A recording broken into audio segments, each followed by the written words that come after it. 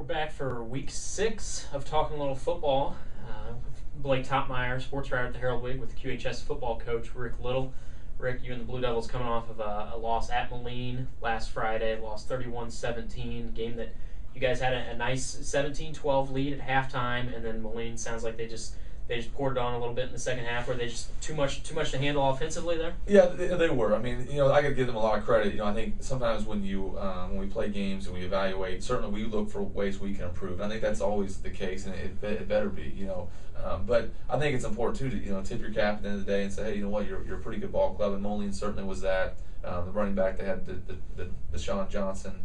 I mean, I know we've talked about every week there's great running backs that we face, but he may be at the top of the list. I feel like every week I almost say that. He's good, and he's a guy that I know he took an unofficial visit to U of I last week, and one of those things I didn't really tell the kids a whole lot about. But he's good, and he's a strong, powerful back, and I felt like we felt there were some areas that we could attack in their defense. We certainly did that, and we led at halftime. But you almost felt that. We were going to have to score every drive in order to keep them at bay, and that's not taking anything away from our defense. Our defense did get a couple stops, but they're just a quality downhill running team, and you got to give it to those kids. Right. Sitting at 2-3 now, a little bit of pressure's on. Mm-hmm. What's the confidence level of this team? What are you seeing out of these guys now? Lost a couple games here to start off the conference season. What are you seeing out of your guys? Yeah, that's probably, I'm glad you brought that up. It's probably one of the biggest things that we look at is from a psyche standpoint. And we talked to the kids in film on Monday, and we really broke it down with them. And last year we only lost 3 games in our program, at the varsity level, and so this year we're already at 3, and we're sitting at 2-3. Not only now we're a game under 500. Right. The thing I think that we got to take great confidence in is understand we knew this was going to be our toughest stretch. When preseason the schedule came out, we knew Mateo Valley, I knew Allman and Moline, and really I was hoping to get all of them. Mm-hmm. But you think, okay, if we can get one of these, or maybe 2, and I think it's safe to say that we played our best game against Allman in those losses, and it got away. And so, what are you going to do? You don't have many options at this point, but the option that I know these kids are all about is fighting and competing and battling, and we feel like the rest of our schedule is very winnable, and that's not taking nothing away from UT, who's shown great improvement, and they've done some unbelievable things the last 2 weeks, and nothing away from Galesburg or Rocky, but right now I think Allman and Moline have really showed that they, I think, are the front runners in the conference, and they're 2 quality football teams. So we feel like at this point now it's time to regroup, and let's get everybody on board, and let's go attack this thing from here on out. Mm-hmm. I know you're not a huge numbers guy, and you can only take the numbers so far, but one thing that stood out, been outscored this year in the second half, 68-23. You've been a real good team in the first quarter, hung around in the second quarter, and then a lot of weeks it's the second half that's done you in. Have you been able to identify maybe this is why this problem is occurring moving forward, or are there any things you can do to improve on that second half stat? Well, you're right. I'm really not a huge numbers guy, but I did. And one of the things that the stats that just blow you away is the first quarter we outscored our opponents 45-7. Mm-hmm. And you're thinking, wow, that's a great. That means we're getting off the bus and we're ready to go, and we're the thing that's you look at the second half. We really have struggled, and offensively especially, and one of the things I think of, and it's not an excuse, it's not, because there's other people that, Allman certainly is this way, Moline, was a true 2 platoon. Mm-hmm. We got some guys going both ways, and that's something that that will tend to wear you down, but that's really not what we're using, because there's other teams that do the exact same thing. UT's one of those, and they're finding their way, and Galesburg, I know they play a lot of 2-way guys. So one of the other things we got to talk about, just the approach that we take. Making sure, like, when you have the lead, we haven't trailed anybody. Right. As far as, certainly we've trailed, we've lost 3 games, but to start the game, right? Yeah. And so I think one of the things that we've got to make sure that we don't. Kind of exhale. We want to exhale and relax and play football, but we cannot, relax to the point to where we feel like, okay, defense, there's your 7 points, Mm-hmm. to go win the ball game. And I was proud of the team. Like, if you look back through our 5 weeks, against Normandy, we came back after a halftime deficit, but there's no other game that we've trailed at half. And we've either been locked up tied or we've been winning. So one of the things I think that we got to take a different approach, I think, because our backs are truly against the wall right now with 3 losses, is we've talked a lot about it. I mean, we've got to make sure that we're giving a great effort. And I don't want to just say it's just the effort, because I think that's insulting to our team that, oh, we're not giving a great effort the second half. But there are some nice things that happen, because the fourth quarter, we're scoring more points, but that third quarter has really been our bugaboo. So we got to make sure that we come out and that's a major focus. Let me just say that, the rest of the year. The other thing in those games that we've lost, you look at Mateo Valley, you look at Moline and Allman, and they're a veteran team, and we've got some nice veteran players. I mean, Wes and D and some guys that have been there and done that. But we've also got a lot of young guys. Mike Davis, a first-year player. Malik's still a young guy, and our offensive line really is a young team up front. So that comes with maturity, I think, too, and I think that's something that we'll definitely work on. Sure. You mentioned Mike Davis. He was a bright spot last Friday, had kind of a breakout game, rushed for nearly 200 yards. I guess, how important is that for him moving forward to get a game like that under his belt? Well, I think it was huge, and it was one of those things that, I'm going to stop predicting or saying anything, because I feel like anything I do, it's almost that the opposite sometimes happens.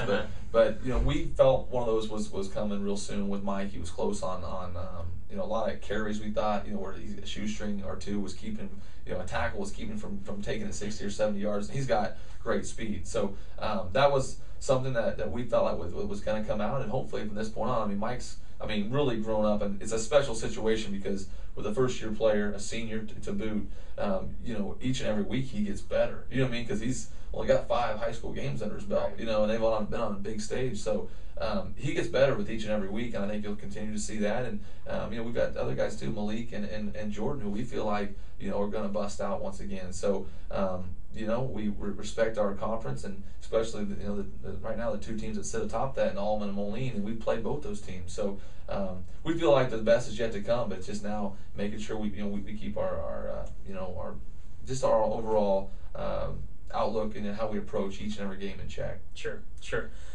Real quickly before we look at East Moline, had the 2 quarterbacks both in there last week with Connor Kelly and Jordan Zanger. What's the situation with Connor moving forward? Yeah, Connor, right now, and it's no secret, Connor suffered a concussion in week 3, and so, right now, week 4, he takes some time off, and week 5, he's ready to go again. And, he played pretty well, I thought, throughout the Moline game, and, just was starting to get lightheaded a little bit, and it's one of those things that we're going to err on the side of being cautious, and we feel great about Jordan Zanger, too. So it's like, we're not going to, push the envelope here and continue to throw him out there if we don't feel like, he's 100%. Jordan does a great job, and we may find ourselves going with 2 guys, you know what I mean? Sure.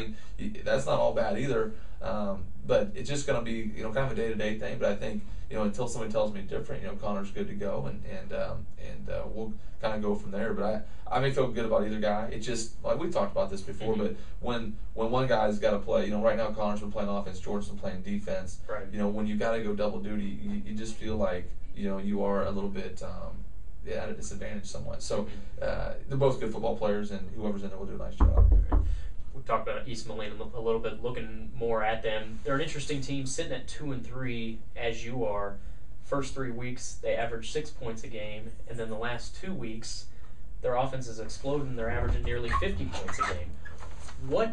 Which one is the real East Moline team? Is it the team you saw in the first 3 weeks, or is it the team that's come out here in Big 6 play and looked really good? Well, I think you got to say it's a team that's played, the last 2 weeks. And certainly we're not going to just assume that, put it this way: when you score that many points in 2 weeks in a row, you got to be doing something right. I've always, last year their coach came in and I thought did a wonderful job. I think he's just a tremendous coach, and they took us to the wire last year at their homecoming, and I thought they've got a lot of skilled kids there. they really do, and he's done a nice job of finding that combination that works for those. And it's just one of those deals with them. I think that they're finding a way. They've got a lot of seniors, that are athletic and led by their quarterback, Gilbert Venegas, who does a great job. And I think we're definitely approaching that they are for real, and they're a potential conference champion type team. And I know it sounds crazy to say that, just looking at their history, kind of where they were at, just even last year, 2 years ago. But believe me, we don't. We're at 2-3 as well. So we don't have the right to take anybody lightly, and certainly they've shown more than enough talent and explosiveness that we're not taking them as as a light team. Right. You mentioned Venegas, their quarterback. He's been playing quarterback the last 2 weeks for them. Looking at their numbers, looks like East Moline is a team that puts it in the air a little more than other teams in the Big Six. Certainly a little more balance. I guess after facing run-oriented teams a couple weeks in a row, how do you get back to the mode of preparing for a team that's a little more willing to pass? Well, I think they do a nice job. You talk about balance. They do a great job of keeping you off balance, with just, some window dressing, some formation, some different things that they're going to do to keep you off balance. And so, and then you add their athleticism to boot, and they're pretty dangerous. For us, we go into it with the game plan, and certainly, we scout and we evaluate, and we put the kids in a great position throughout practice. But the thing that what they do such a nice job of too, if you look, I expect the unexpected all the time. You know what I mean? Because just about the time you think, hey, we got to read on these teams, and this, like I said, the coach is quality and he does a great job, and they'll keep you off balance. Even they're trying to think one step ahead of you. So I think we got prepared for a whole lot of things. They've done a nice job running the football too. So I'm a firm believer. You can't just say, hey, they throw the ball pretty well. Now let's stop the pass. You've got to take something away, and if it's the run, you got to take the run away. And if you feel their number one thing is the pass, you got to take the pass away. And I think how you do that, it still remains to be seen with us. I'm not going to give too much information out, but at the same time, I think it's important to, it still comes down to fundamental stuff. And that's. If they're a physical football team, and when they show the ability to do that, you got to take that away. If you think the number one threat is passing, you got to work to take that away. So that's just something that every football team in the country aims to do, and certainly we're going to try to do that, make it more one-dimensional than maybe other teams have done. Right. What's one area that maybe your team struggled with a little bit last week that you think or would like to see take a step forward this week? Well, without a doubt, I think this is, you could say this isn't a cheap shot, but it's second half scoring. We've got to finish. And like I said, I think that really goes with just about any game, with the exception of maybe Normandy. We showed the ability to rally back, and the guys have been pretty resilient all year, done a nice job of fighting and battling back. But I think when you look at us at Alma tied at half, Moline, and felt like we should have been up at half potentially. Moline, up at halftime, and then some people might say, well, coach, you're not making the necessary adjustments, and I would say, well, not necessarily. We talk about the things they're going to do. We've got to make sure that we continue to give the same effort, and not just our linemen. Our backs blocking, our defense. We've got to give a great effort, throughout the second half, and make sure we just don't rely on our defense as much. And we knew the possibility with Moline last week, with their ability to put so many points on the board, that was a possibility. But we felt like we needed to match them score for score, and unfortunately we weren't able to do that. Right. Again, Blue Devils playing East Moline at home at Flinn Stadium Friday night, 7:30 kickoff. Both teams coming into this one 2-3. We'll be back next week to recap that action.